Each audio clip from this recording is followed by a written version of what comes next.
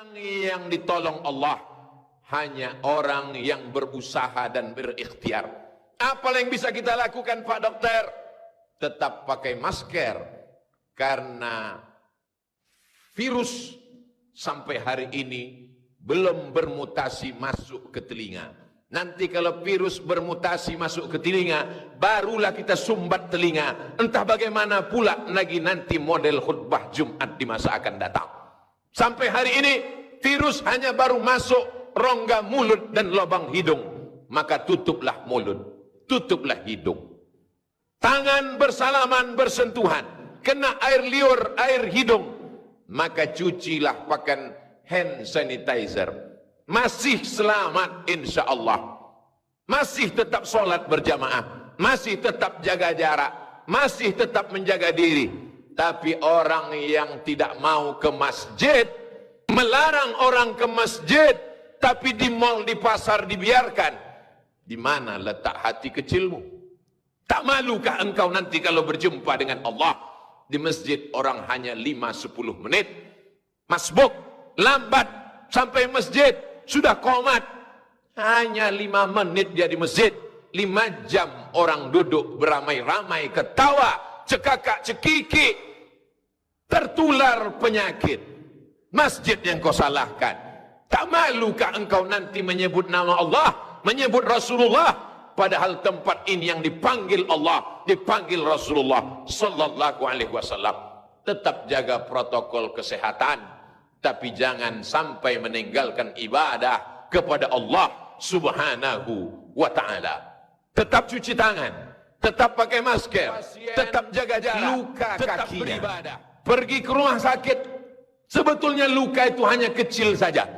Lalu Pak Dokter pun menjelaskan, karena ibu ada bibit-bibit diabetes, ini luka kecil ini nanti akan menjadi besar. Kalau luka ini sudah besar menjadi akut, menjadi parah, maka kaki akan dipotong, diamputasi. Akhirnya si pasien berpikir pagi, petang dan malam. Gula darahnya jadi naik, tekanan darahnya menjadi naik, jantung koronernya kumat, darahnya pun kumat. Akhirnya bertambah-tambah penyakit dengan yang lain. Tapi yang mengerti penyakit ini juga dokter. Pak Dokter, apa yang membuat ibu itu semakin parah? Ustadz Abdul Somad, yang membuat kita semakin terpuruk adalah pikiran kita. Pikiran kita lah yang paling berbahaya. Maka Allah menjaga pikiran kita supaya tidak terlalu ketakutan, galau, ngeri, cemas. Setan mengingat Allah, memperbanyak bersolawat, maka insya Allah dijaga Allah pikirannya. Kalau sudah pikirannya terjaga, hatinya terpelihara. Kalau sudah hatinya terpelihara, imunnya kuat. Kenapa imunnya kuat? Karena imannya kuat. Kalau imunnya kuat, maka virus COVID tak mati. Kenapa buaya mati? Lan tamuta nafsun. Orang tidak akan mati qabla an tastakmila rizqaha wa ajalaha. Orang tak akan mati sebelum rezekinya penuh, sebelum ajalnya penuh. Andai orang yang kena COVID itu tidak kena COVID, dan dia duduk pagi minum teh, batuk dia, maka dia tetap akan mati juga. Kuatkan akidah. Tapi kita bukan Jabariyah. Jabariyah berserah kepada takdir, tidak pakai masker, tidak cuci tangan, tidak menjaga jarak. Kalau tak mati kata Allah maka tak mati. Itu bukan ahlus sunnah. Ahlus sunnah tetap berikhtiar. Cuci tangan, pakai masker, jaga jarak, tetap berinteraksi. Kena juga. Berarti kita mesti mengamalkan rukun iman yang keenam. Antu'mina billah. Beriman kepada Allah. Bil qadari khairihi wa syarrihi. Dengan takdir baik dan takdir buruk. Banyak orang beranggapan karena sudah tua mati, beruban mati, sudah tua mati. Lalu dia mengambil kesimpulan kalau tua mati. Kesimpulannya salah. Dari mana salah? Karena salah berpikir, salah bicara, salah beramal, salah bertindak.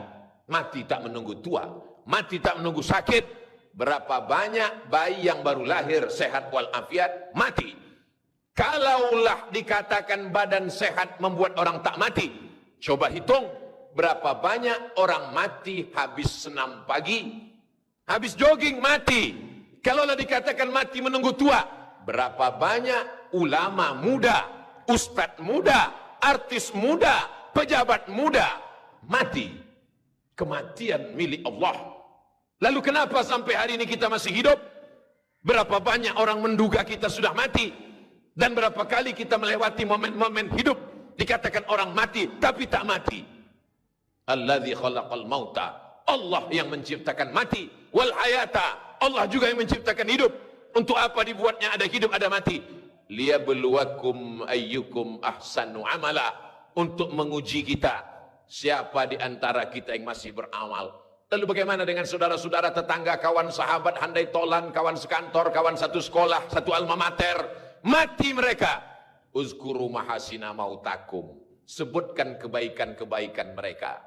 Andai ada cacat aib buruknya, andai benar kau sudah ribah, andai salah kau salah 2 kali, ribah sekali, fitnah sekali, sebutlah baik-baiknya. Kenapa mereka mati? Ajalnya sudah sampai, rezekinya sudah penuh. Sebelum COVID itu ada, sebelum virus COVID-19 itu lahir, Allah sudah menuliskan takdir untuk dia. Tapi kita tetap berusaha dan berikhtiar. Itulah beda antara Jabariyah, Qadariyah dengan Ahlus Sunnah wal Jamaah. Mesti kembali kepada agama. Yang